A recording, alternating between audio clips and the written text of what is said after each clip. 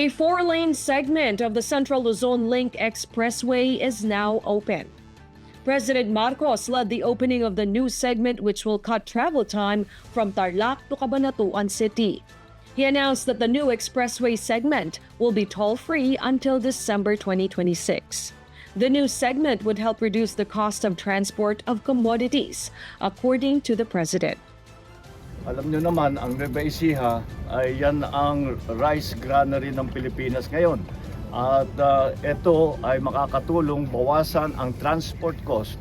At sa ganun, sa pagbawas ng transport cost ay mananatili ang presyo ng bigas. Dahil dito nakita naman